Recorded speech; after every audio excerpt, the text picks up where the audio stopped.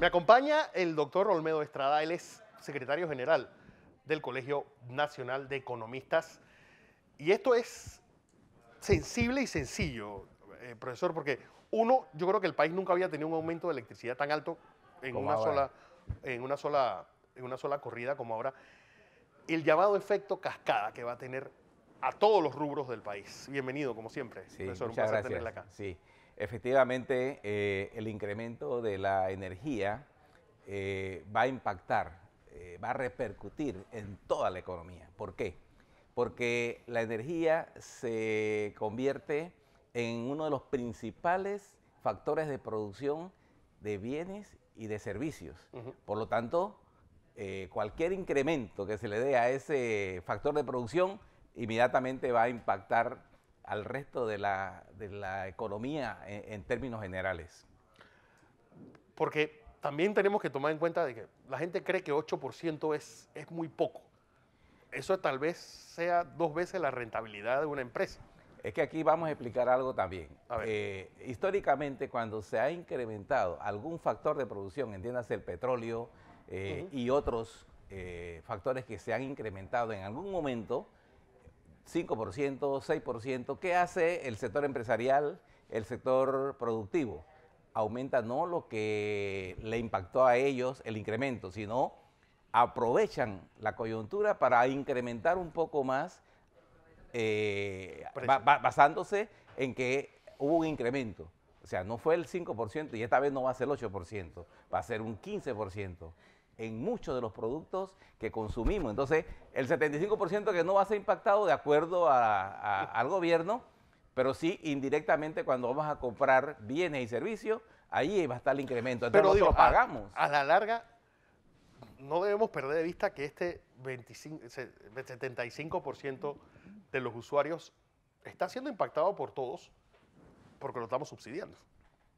No hay que olvidar eso, que es un engaño, es un cazabobos que el gobierno se está pues comprando a sí mismo. Lo importante, profesor, es, uno, un impacto de este tipo a los costos medios de todas las empresas. Uno, ¿qué porcentaje se espera que esto genere de inflación? ¿Qué porcentaje espera que se genere de desempleo? Sí, cuando nosotros hablamos de que esto va a impactar, Ujú. ¿verdad?, a la economía en su conjunto, entiéndase de que cuando, por ejemplo, se le incrementa un 10 o un 15% al costo Sí. de los bienes y servicios, inmediatamente viene el efecto de inflación.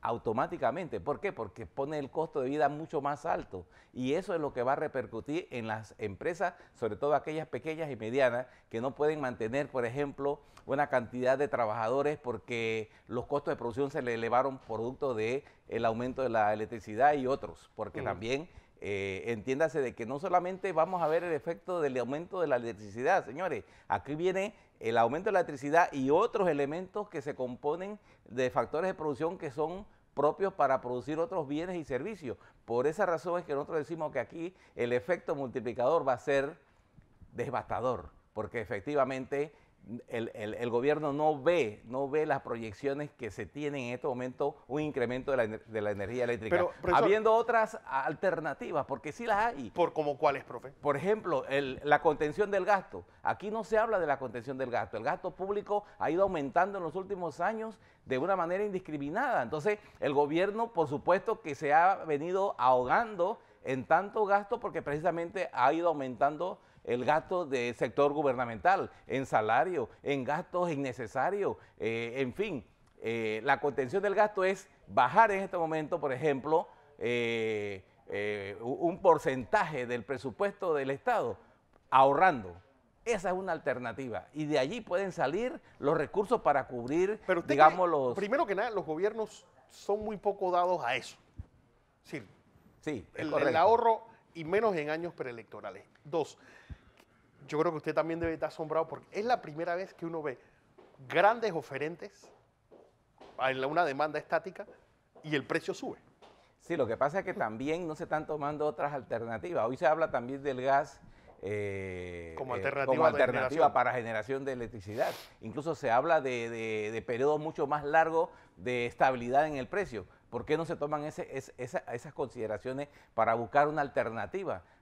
Sabemos perfectamente que Panamá ha crecido en los últimos años y eso ha mandado un mensaje importante a lo que es el crecimiento en el consumo de energía, pero debemos estar preparados nosotros para poder buscar otras alternativas. Aquí se habla de fuentes alternas de producción de energía, pero no la estamos utilizando. Profesor, cambiando un poco el tema, y esto es lo que...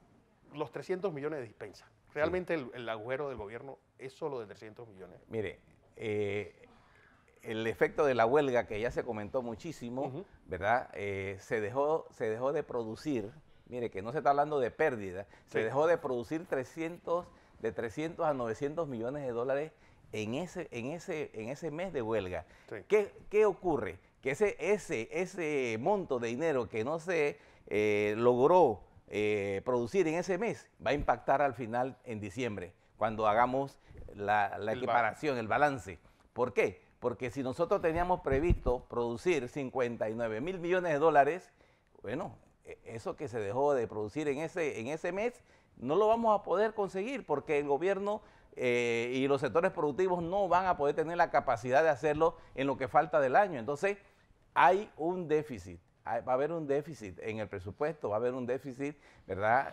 Muy marcado, que desde ya tienen que ver cómo podemos conseguir en los diferentes, digamos, sistemas, esa generación de ingresos adicionales, porque ellos tienen que cumplir también con, digamos, las propuestas que hicieron al pueblo panameño y tienen que tener los recursos. Si no los tienen, no van a poder hacer todas las propuestas que ellos le ofrecieron al pueblo panameño. Vamos a ver en qué termina esto, profesor Estrada. Un placer tenerla aquí. Él es Olmedo Estrada, el doctor Olmedo Estrada.